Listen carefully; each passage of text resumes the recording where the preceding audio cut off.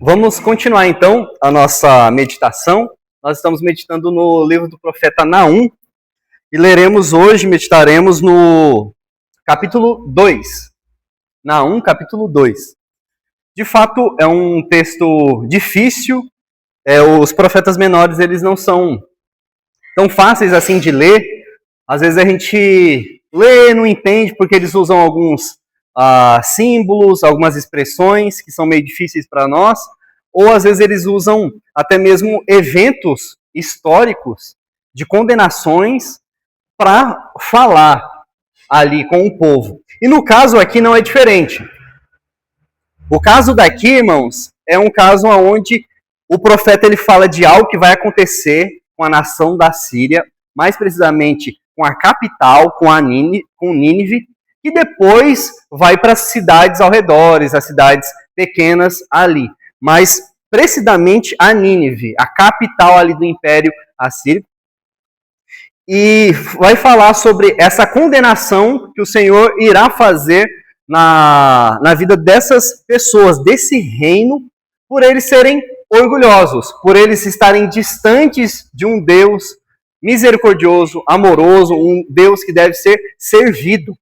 E, de fato, a Síria foi um reino muito complicado para Israel. Foi um reino que atrapalhou muito. Normalmente, por causa de Davi, a gente lembra sempre dos filisteus, né? Fala que os filisteus eram um povo muito difícil. E, de fato, eles eram difíceis. Mas se teve um povo que maltratou e realmente foi terrível ao povo de Deus, né? Naquele momento da história, naquele momento do Antigo Testamento, foram o povo de Nínive. Não é à toa que quando nós meditamos em Jonas, do profeta Jonas, Jonas ele não quer ir nem na barriga de um peixe, ele quer ir para Nínive.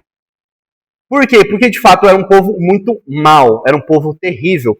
Deus, como nós vimos, teve um plano especial ali, e cerca de 100, 120, 130, alguns falam 150 anos antes de acontecer isso, nós vemos que a cidade se arrependeu de seus pecados. Nínive ouviu o evangelho e se arrependeu. Só que em um determinado momento, Nínive, o que aconteceu com eles? Eles se desviaram do Senhor, eles começaram a praticar e começaram a ter um coração orgulhoso. Então, só para fazer um contexto antes dos irmãos acompanharem a leitura do capítulo todo, são 13 versículos, a gente viu, então, nesses últimos domingos, no capítulo 1, que Deus, ele usa a vida de Naum. O que significa Naum? Significa consolo. Então, Deus chama esse profeta, que tem esse nome, consolo, para então consolar Israel. Consolar, mais precisamente, Judá.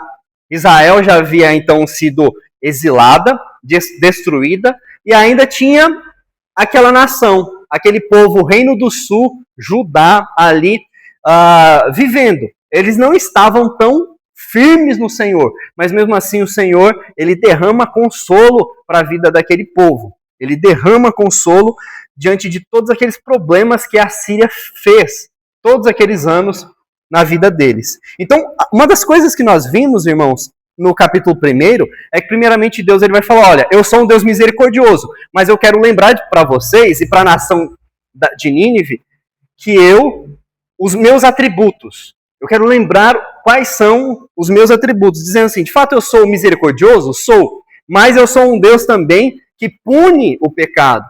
Eu sou um Deus de justiça, eu sou um Deus de misericórdia, mas eu apresento a justiça. O pecado, a maldade, ela não fica impune. Então, a primeira leitura, a primeira profecia que o povo recebe, e aqui a gente vê, parece que ele mandou para Nínive, mas não, ele escreve falando para Nínive, mas quem recebe primeiramente, né, e quem ouve e lê, é o povo de Judá. Então o povo de Judá vê que o Senhor de fato, olha, o Senhor está de fato vendo o problema, o que eles estão passando, as dificuldades que eles estão passando, mas ele diz, olha, não se esqueçam, eu também sou um Deus justo. Eu sou um Deus misericordioso, mas sou um Deus justo. E nós tivemos algumas conclusões, algumas meditações sobre isso, né? E de fato o Senhor é o nosso Deus, é maravilhoso. Todas as bênçãos, né, que o Senhor já derramou na nossa vida, na nossa casa, na nossa igreja, são inúmeras. Mas nós não podemos esquecer que o nosso Deus é um Deus justo, um Deus santo, um Deus que, de fato, ele não tolera o pecado. Então, como que eu estou vivendo diante de um Deus santo? Eu venho todo domingo, eu durmo na presença desse Deus, eu trabalho na presença desse Deus santo, e como eu estou agindo, como eu e minha família, como eu no pessoal, estou vivendo a minha vida de fé. Como eu estou vivendo a minha vida no dia a dia em relacionamento com esse Deus. Deixando e fazendo na minha vida qualquer coisa, porque de fato Deus é misericordioso, ou eu não esqueço e eu temo o Senhor, sabendo que Ele é um Deus que julga o mal, que Ele cobra o mal. Então o primeiro capítulo trabalha disso. Temos consolo, mas o Senhor, Ele não faz a gente esquecer do seu atributo, que também existe, que é a justiça. Agora no capítulo 2, nós veremos o Senhor falando mais precisamente para Nínive. O que vai acontecer? Tanto o capítulo 2, irmãos, quanto o capítulo 3, que no próximo domingo nós terminaremos, são textos difíceis mesmo. Eu vou procurar fazer um resumo, tentar trazer da melhor forma possível, né? Segundo a minha capacidade, as minhas limitações, para os irmãos compreenderem o que está falando nesse capítulo e aplicar a nossa vida, ok? Então, vamos acompanhar a leitura que está falando aqui no capítulo 2. Eu estou lendo na versão ARA, tá bom? Revista e atualizada. O cerco e a tomada de Nínive. O destruidor sobe contra ti, ó Nínive. Guarda a fortaleza, vigia o caminho, fortalece os ombros, reúne todas as tuas forças.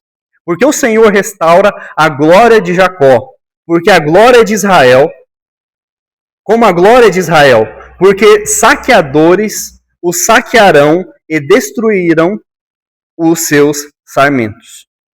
Os escudos dos seus heróis são vermelhos, os homens valentes vestem escarlata, cintila o aço dos carros no dia do seu aparelhamento e vibram as lanças. Os carros passam furiosamente pelas ruas e se cruzam velozes pelas praças. Parecem tochas, correm como um relâmpago. Os nobres são chamados, mas tropeçam em seu caminho. Apresentam-se para chegar ao muro e já encontram o testudo inimigo armado. As comportas dos rios se abrem e o palácio é destruído. Está decretado. A cidade rainha está despida e levada em cativeiro. As suas servas gemem como pombas e batem no peito. Nínive, desde que existe, tem sido como um açude de águas, mas agora fogem. Parai, parai!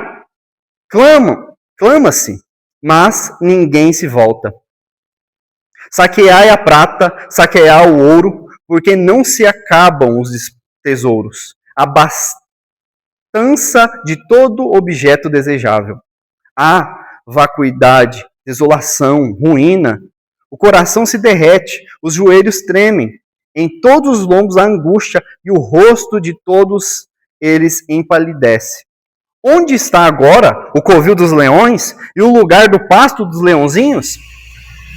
Onde passeavam o leão e a leoa e o filhote do leão, sem que ninguém os espalhasse? O leão arrebatava o bastante para os seus filhotes, estrangulava a presa para as suas leoas e enchia de vítimas as suas cavernas e os seus covis de rapina. Eis que eu estou contra ti, diz o Senhor dos Exércitos. Queimarei na fumaça os teus carros. A espada devorará os teus leãozinhos.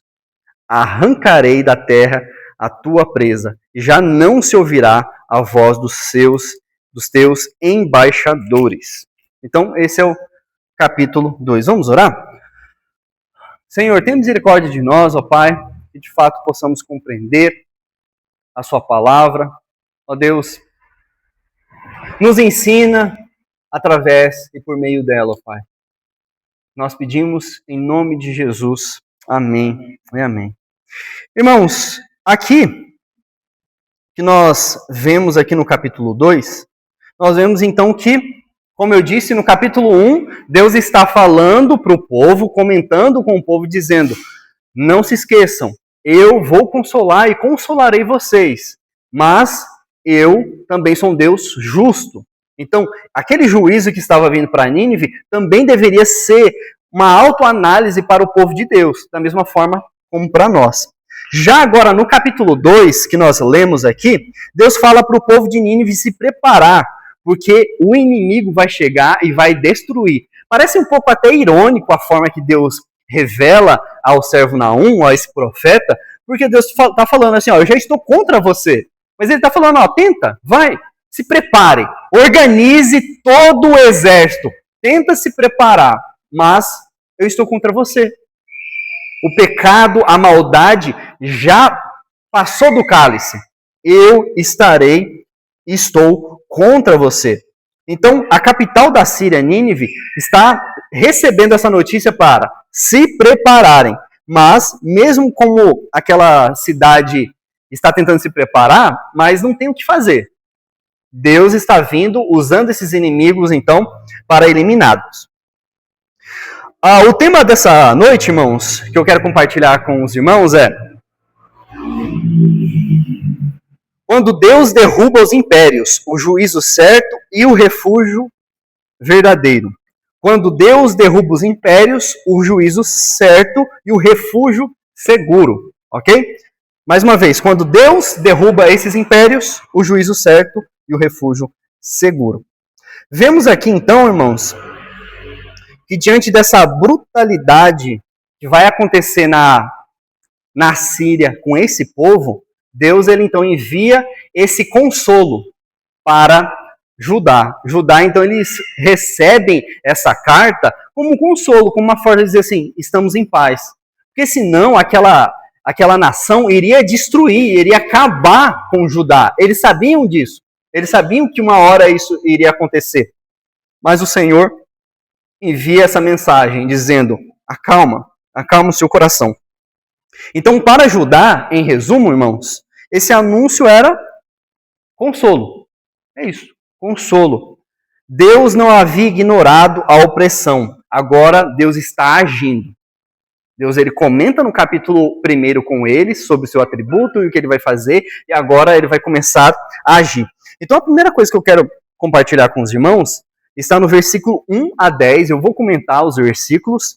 E a ideia-chave do primeiro ponto é: Deus derruba o orgulho e o poder dos ímpios. Deus derruba o orgulho, seja o meu, o seu, seja dos ímpios, e ele derruba também aqueles que são contra a ele. Ninguém pode vencer.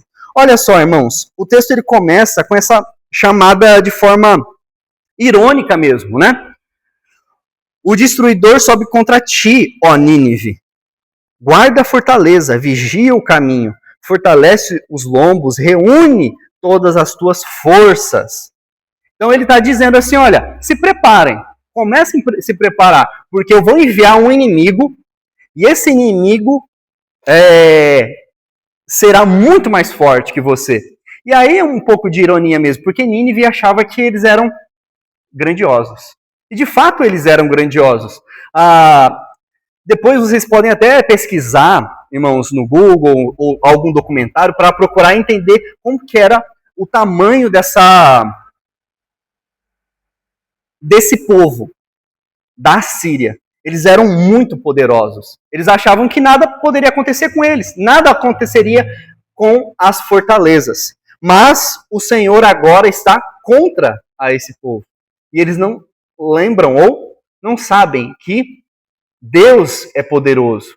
Deus é o Criador. Deus, ele é a fonte de todo o poder, de toda a primazia. Então, se ele está contra, toda força, toda habilidade ibérica, militar, o que for, não prevalecerá. Então, a gente vê no versículo 2 dizendo: porque o Senhor restaura a glória de Jacó como a glória de Israel, porque saqueadores o saquearam e destruíram os seus sarmentos. Né? Aqui está falando que, de fato, o Senhor, ele trabalha cuidando e consolando, e é ele que vai restaurar no momento certo. Às vezes o povo estava dizendo aqui, viu já essa promessa, dizendo assim, um dia então o Senhor restaurará o reino do norte também, da mesma forma que restaurará o nosso reino aqui. Ainda eles não estavam no cativeiro, esse povo Judá, ainda não tinha ido para a Babilônia, mas eles sabiam que o reino seria estabelecido, que a glória do Senhor estaria mais uma vez com eles. E aí fala essa ideia, né, de destruir os seus sarmentos, né, essa ideia de esses sarmentos seriam as oliveiras, seriam as plantações que eles tinham ali. Então, vem destruir tudo aquilo que eles possuíam, tudo aquilo que Deus tinha dado para eles. E aqui, no versículo 3, já começa a falar um pouco sobre o inimigo. Como que é esse inimigo? Às vezes você fica com curiosidade. Eu não sei você, mas eu fico, né? Que inimigo era esse que veio, então? E esse inimigo, ele veio para destruir um reino tão gigantesco, tão poderoso como esse. Quando nós olhamos, então, o versículo 3, o Senhor, ele coloca e ele dá algumas pistas arqueológicas e os comentaristas, eles conseguem entender quem que eram, então, esse povo que veio, se juntou e foi derrotar a Síria. Olha o versículo 3. Os escudos dos seus heróis são vermelhos, os homens valentes vestem escarlata, cintila o aço dos carros no dia do seu aparelhamento e vibram as lanças. E aí ele fala, né, os carros passavam furiosamente pelas ruas e cruzam velozes pelas praças, parecem tocha, correm como um relâmpago. Então, os comentaristas, os estudiosos entendem aqui que foi o Império Babilônico e o Império dos Medos. O Império Babilônico e o Império dos Medos, eles fazem uma fusão, eles reúnem forças para eles, então, chegarem a esse povo e destruírem. E, de fato, eles usavam essas roupas, né, com essas tinturas vermelhas, eles usavam, de fato, cavalos, carros, eles eram um exército enorme mesmo, e eles se juntam e falam, vamos conquistar o maior reino que existia naquela época. E aí depois eles se tornam, é claro, né, a Babilônia se torna maior, os medos se tornam os maiores, depois vem Ciro e vem Ciro, um rei persa, e toma e se rebela com os medos, e aí depois vira o reino, né, que a gente vai ver isso em Isaías e outros profetas maiores, que é o reino dos medos e persas. Então tudo isso tem acontecido naquele momento ali que a gente está vendo. E aí, o que acontece então, irmãos? A gente vê que é um reino muito forte, um reino que Deus ele manda, e quando Deus fala para que vai destruir, o Senhor usa os meios possíveis, então, e o Senhor ele cuida de toda a história. Quando nós lemos e vamos expondo, procurando entender cada versículo aqui, irmãos, eu não sei vocês, mas eu tenho essa impressão e eu tenho essa paz no meu coração, porque eu vejo que Deus governa a história. Deus, ele governa reinos, ele governa a nossa cidade e ele governa a nossa vida. Então, da mesma forma que o Senhor ele vem com essa fúria aqui para um povo tão forte, a gente começa a ter alguns entendimentos, algumas aplicações para a nossa vida também, para a gente olhar e não se achar forte, não se achar donos de nós mesmos, porque quem governa a nossa vida, quem governa a história da humanidade, não somos nós, não são poderosos, é o Senhor. Os poderosos até tentam esconder, mas quem governa mesmo, quem dá a última palavra e dará a última palavra na sua vida, é o Senhor. E se você é filho, se você é filha do Senhor, isso não dá um consolo pra gente? Não dá uma paz? Porque eu sei que o meu Deus, que é grandioso, que é poderoso, está comigo. Está me cuidando, mesmo nos dias difíceis da minha vida. Olha só o que o texto, mais uma vez, ele vai destacar, o versículo 5. Os nobres são chamados, mas tropeçam em seus caminhos. Aqui não está querendo dizer que são os ricos, sabe? Aqui está falando sobre os nobres, os cavaleiros mesmos, aqueles combatentes. Então, o que acontece? Eles estão na cidade, a cidade foi sitiada, e aí os nobres são chamados, ou seja, aqueles valentes mesmos, assírios de Nínive, e eles descem, e quando eles descem, eles olham e falam, poxa, não tem o que fazer. E agora a gente perdeu mesmo. Eles ficam desesperados porque eles sabem que a formação que os babilônicos e os medos estão fazendo, vai dizimar cada um deles. E ele fala aqui, ó, apressam-se, versículo 5 ainda, apressam-se para chegar ao muro e já encontram o testudo inimigo armado. Aqui, às vezes, quando a gente olha, não quer dizer que eles eram testudos não, sabe? Os medos e os pés, eles tinham uma testa grande, e aqui Deus está debochando, não. Aqui é uma formação militar que é muito conhecida para quem assiste filme, sabe? De filme de guerra, já deve ter visto. O testudo era, na época aqui, dos medos, dos persas aqui de Judá, era uma formação que eles faziam. Não sei se vocês já viram. Eles pegavam os escudos e eles juntavam e faziam como se fosse uma couraça, assim, a ponto de nada poderia penetrá-los, né? E ainda, com essa junção de escudos, eles poderiam ainda colocar a lança, ainda. Então eles conseguiam atacar e ainda ferir. Os romanos, futuramente, eles adaptaram essa formação que já existia e chamaram de formação tartaruga. Porque, de fato, parecia uma tartaruga. Cobriam tanto em cima com o escudo, embaixo, e iam vencendo. Então, pensa só o desespero de Nínive. Ver a cidade toda sitiada, ver aqueles homens com todo aquele aparelho, e aí eles descem e ficam desesperados. Não tem o que fazer. Não tem o que fazer de fato. E as comportas dos rios se abrem e o palácio é destruído. Aqui os arqueólogos, eles pensam assim, poxa, alguns têm uma briga de dizendo assim que a cidade foi inundada, outros falam que não, mas possivelmente foi inundada porque a cidade de Nínive era feita próxima ao rio e os reis, eles tinham como se fosse uma barragem. Eles fizeram uma estrutura de barragem para ser o lugar onde eles pegavam água mais fresca e também era um lugar também que eles banhavam, tinha um momento. Então dá a entender então que os babilônicos e os medos vão lá e destroem e aí aquela barragem e vem destruindo tudo, ok? Então é isso que acontece aqui. E está falando aqui, ó, está decretado. A cidade rainha está despida e levada em cativeiro, e as suas servas gemem como pombas e batem no peito.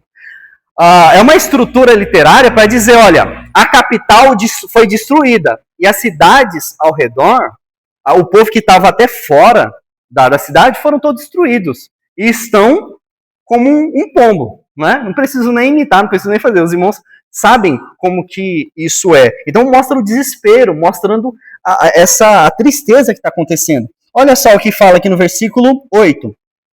Nínive, desde que existe, tem sido como um açude de águas, mas agora fogem. Parai, parai, clamamos.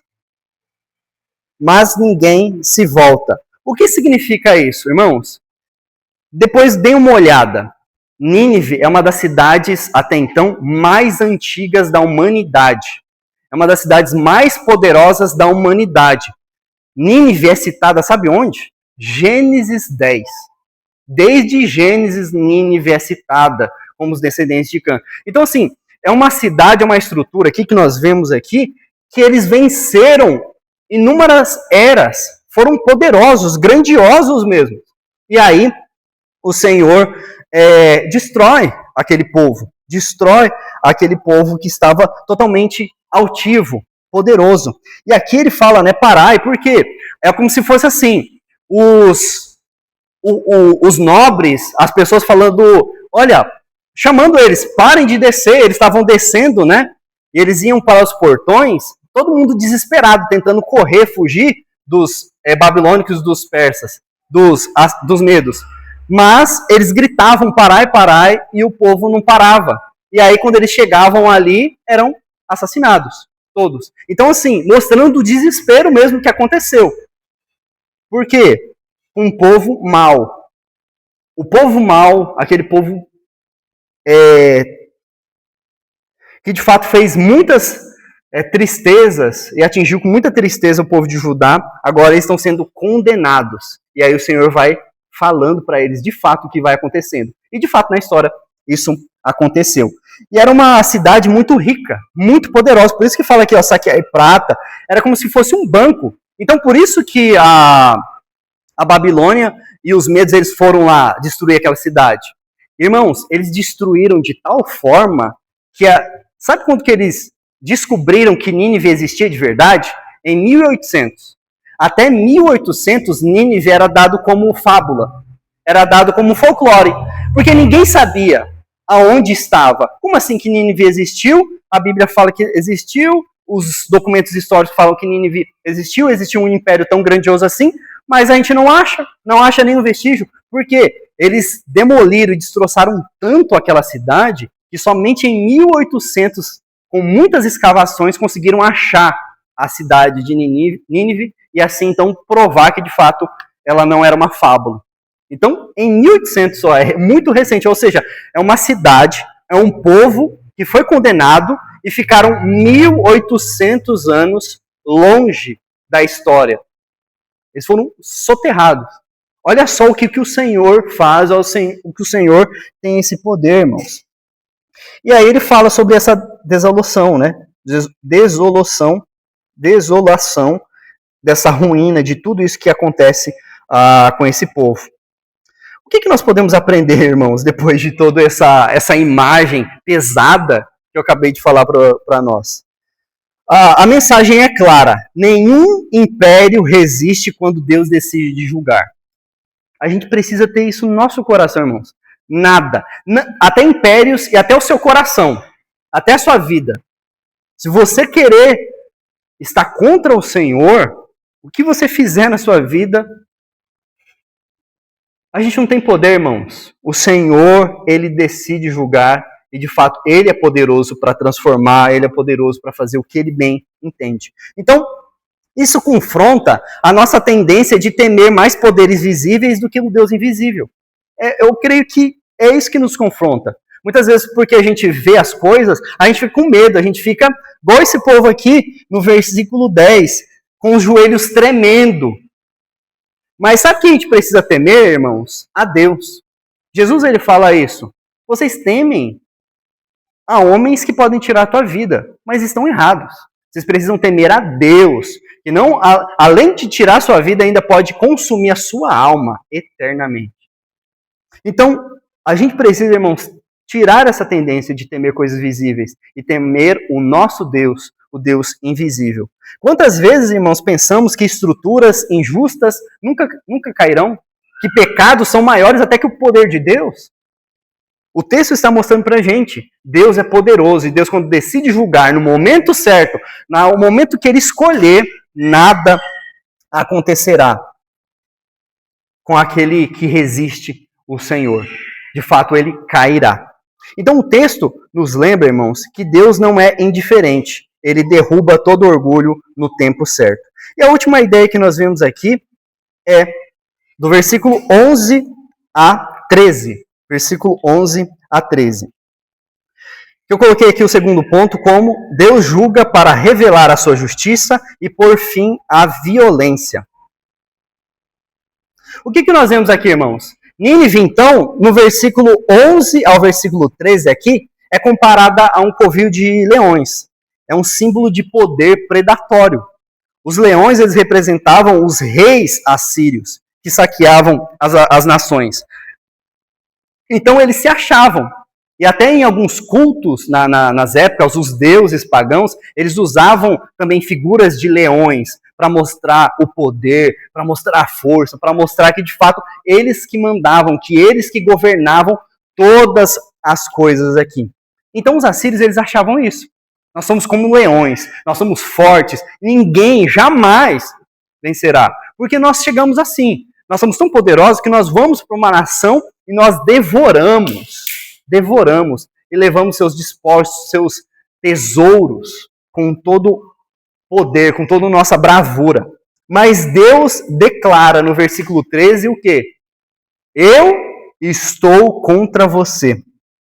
Então, essa aqui é uma das frases mais solenes da Bíblia, irmãos. Porque quando Deus se coloca contra alguém, não há escape.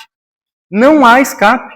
Então, Deus está mostrando para a nação de Israel e para Nínive que se Deus é contra, não há escape. Que Deus dá a última palavra. Às vezes nós queremos dar a última palavra, ou às vezes achamos que nós podemos dar a última palavra, mas é o Senhor que dará a última palavra. Ele promete aqui, destruir carros, Ele promete destruir e devorar os filhotes. Essa metáfora que ele fala de destruir os carros e devorar os filhotes é a dinastia, vai acabar. Deus está falando assim, olha, eu não quero mais que Nínive exista. E de fato, foram só descobrir que Nínive existia em 1800. Deus, ele destrói, ele silencia. O fim de toda aquela propaganda imperial que Nínive tinha foi acabada. Então, o Senhor não apenas derrota, o Senhor ele expõe e ele encerra a violência. O Senhor, ele não apenas derrota, ele expõe e encerra a violência. Isso acontece conosco, né, irmãos? Com o nosso coração. Quantas vezes o Senhor, por nos amar, se de fato você é um filho do Senhor, o Senhor fará isso com você. Se você está escondendo o seu orgulho, está escondendo algum pecado no seu coração, o Senhor, por amor, ele vai expor, ele vai te derrotar, vai colocar no seu lugar, para que você entenda que você precisa viver para Ele, se santificar para Ele, buscar e glorificar a Ele. Não a você, mas o Senhor toda a glória. Não a nós, Senhor, mas ao Teu nome da glória, como o salmista diz. Então, o que nós aprendemos com esses versículos, irmãos? Isso nos lembra que Deus leva a sério a injustiça. Não se esqueça, Deus leva a sério a injustiça, Deus leva a sério o pecado. Toda a opressão, toda a crueldade, toda a arrogância estão sobre o olhar do Senhor. E se isso paira no coração, se isso paira na igreja do Senhor, o Senhor vem. Se ele fez isso com o inimigo, imagina com o amor dele, com a misericórdia dele, para mudar, para transformar o seu coração, irmão. Então o Senhor, ele faz isso, tudo está sobre o seu olhar. Também é um chamado para nós, obviamente isso, a um chamado de autoexame. Como que está o seu coração?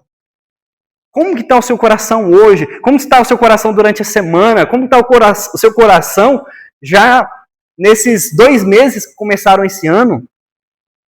Orgulho pessoal, madureza do coração. Às vezes você está achando que você é autossuficiente.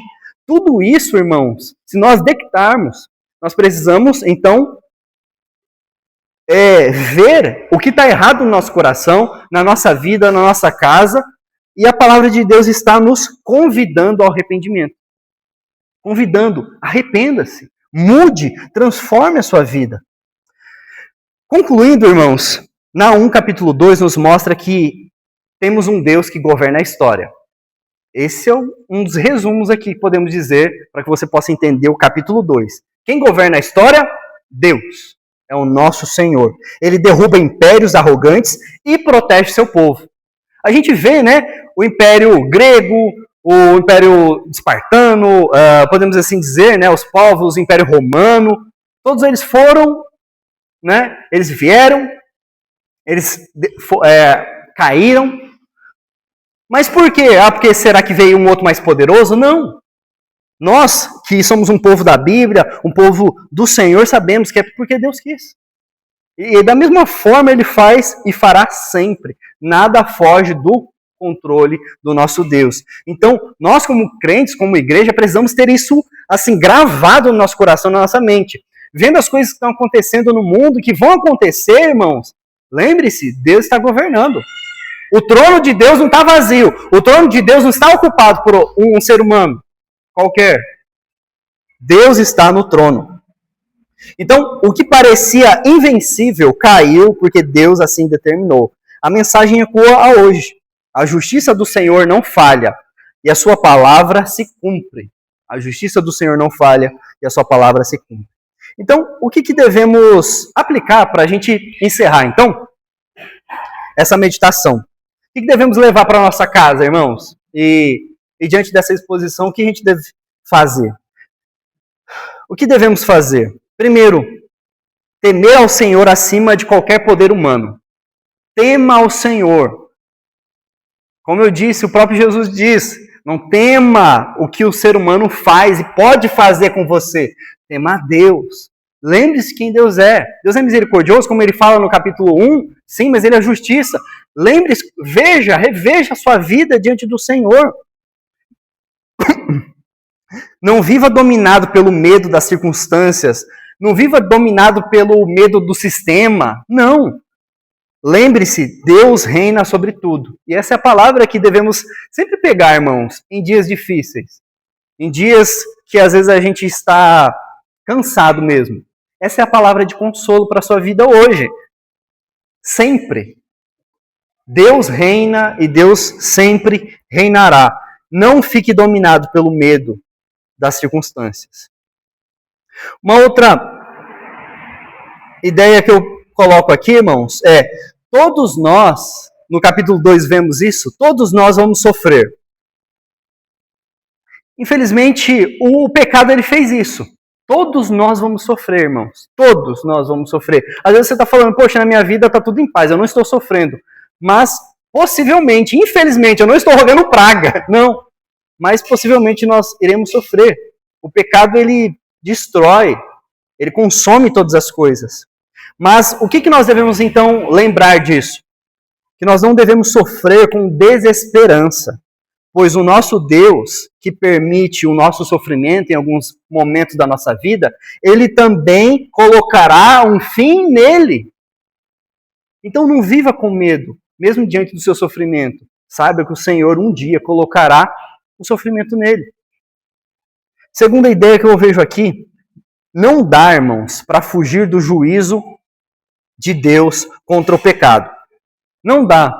Às vezes a gente vai numa igreja e vê e as pessoas vão vivendo, né? Porque às vezes a gente até fala isso, que é comum e é fácil você virar um crente, né? Você tentar se vestir como um crente, você vê como que ele se comporta, como que ele fala e pronto, né? Só que o de fato que o Senhor ele está preocupado não é com a sua aparência, é com o seu coração. Como está o seu coração? Então não dá para fugir do juízo de Deus contra o pecado. Deus, ele verá. Não tem como você esconder. O Senhor, ele verá o seu pecado. E se a gente permanecer rebelde e lutarmos contra ele, o que vai acontecer? O que a gente aprendeu aqui? Vamos ser derrotados. Não tem como lutar e achar que iremos vencer um Deus santo, um Deus poderoso. Então, se a gente tem esse sentimento, se por acaso você tem esse sentimento de lutar, lembre-se que não é um sentimento de ovelha, é um sentimento de bode.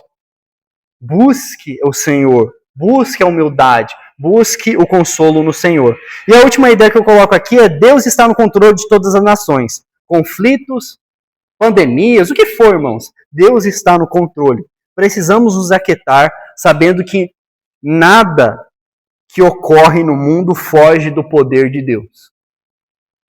Que o Senhor, de fato, irmãos, possa trabalhar no nosso coração e nos dar paz, sabendo que Ele vence e venceu o mundo em Cristo Jesus. Então, que mal eu posso ter se eu tenho Cristo, se eu vivo com Cristo na minha vida, na minha família? Coloque sobre o Senhor a sua ansiedade. E se você tem algum pecado, se você tem alguma dificuldade, lance diante do Senhor também. O Senhor, Ele nos restaura, o Senhor, Ele nos cura. Então, tem esse tempo de oração. Fale com o Senhor, feche seus olhos.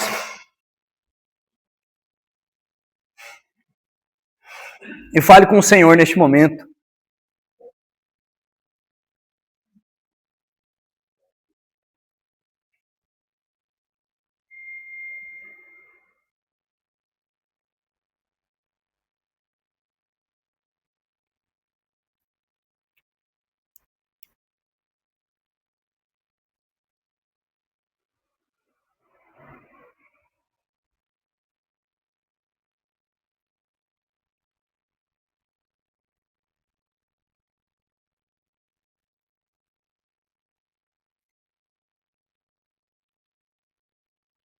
Senhor, sonda o nosso coração, ó Pai.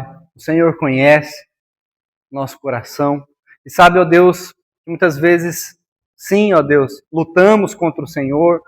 Queremos, ó Deus, ser e deixar o orgulho vencer sobre a nossa vida, ó Pai. Tenha misericórdia de nós, ó Pai. Que possamos, ó Deus, ser filhos do Senhor, humildes, servos humildes, que amam, que buscam o Senhor, que lutam contra o orgulho, contra a autossuficiência, ó Pai. Que possamos ser conhecidos como servos que dependem e amam dizer, eu dependo do Senhor. Eu preciso de Ti, ó Pai. Ó Deus, perdoe as nossas faltas, os nossos pecados, ó Pai. Nós sabemos. Se por acaso, ó Deus, há alguma coisa no nosso coração, na nossa vida que nós ainda não percebemos, ó Pai. Abra os nossos olhos. Ó Deus, use o Santo Espírito, terceira pessoa da Trindade, ó Pai, nosso Consolador, para abrir os nossos olhos, para mudar aquilo que precisa ser mudado da nossa vida, da nossa casa, ó Pai. Nos ensine. E obrigado, ó Pai, pelo consolo, pela proteção, pelo amparo, ó Deus, que nós temos em Cristo Jesus, seu Filho, seu único Filho, ó Pai, seu único caminho, única verdade e vida que nós podemos seguir e andar, ó Pai, para a alegria da nossa comunidade, para a alegria da nossa igreja, para a alegria da nossa vida, da nossa família. Obrigado por tudo, ó Pai, que o Senhor tem feito e trabalhe no nosso coração cada vez mais. Em nome de Jesus. Amém.